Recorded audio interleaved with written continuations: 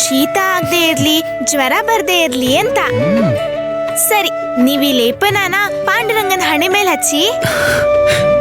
ನೀನ್ ಪಾಂಡುರಂಗನನ್ನ ಎಷ್ಟು ಚೆನ್ನಾಗಿ ನೋಡ್ಕೋತಾ ಇದೀಯ. ನೀವೇ ಹೇಳ್ತಿರ್ತೀರಲ್ಲ, ಪಾಂಡುರಂಗ ಇಡೀ ಸೃಷ್ಟಿನ ರಕ್ಷಿಸ್ತಾನೆ ಅಂತ. ಮತ್ತೆ ಅವನನ್ನ ಯಾರು ನೋಡ್ಕೋತಾರೆ? ನಾವೇ ತಾನೇ ನೋಡ್ಕೋಬೇಕು. ಪಾಂಡುರಂಗ, ನೀನ್ ತುಂಬಾ ಸುಸ್ತಾಗಿದ್ಯಾ ಅಲ್ವಾ? ಸರಿ ಹೋಗುತ್ತೆ ಬಿಡು. ನಿನ್ನ ಇಲ್ಲಿಂದ ಯಾರು ಎತ್ಕೊಂಡು ಹೋಗಿ ನೀರ್ ಒಳಗ್ ಹಾಕಿದ್ರೋ ಅವ್ರಿಗೆ ಖಂಡಿತವಾಗ್ಲೂ ಶಿಕ್ಷೆ ಕೊಡೋಣ. ಸಕ್ಕು, ಶಿಕ್ಷೆನಾ? ಹೌದು. ನಿನ್ನೆ ಬೆಳಗ್ಗೆಯಿಂದ ರಾತ್ರಿವರೆಗೂ ನನ್ ಪಾಂಡುರಂಗನ ಬಂಧಿಸಿಟ್ಕೊಂಡಿದ್ದವ್ರನ್ನ ಶಿಕ್ಷಿಸ್ಬೇಕು ತಾನೇ? ಸಕ್ಕು, ನೀನ್ ಹೀಗೆ ಹೇಳ್ತಿರೋದ್ ಸರಿನೇ. ಆದ್ರೆ ಆ ಕೆಲ್ಸ ಮಾಡ್ದವ್ರು ಯಾರು ನಮಗ್ ಗೊತ್ತಿಲ್ಲ ಅಲ್ವಾ? ನಿಜಾನೇ.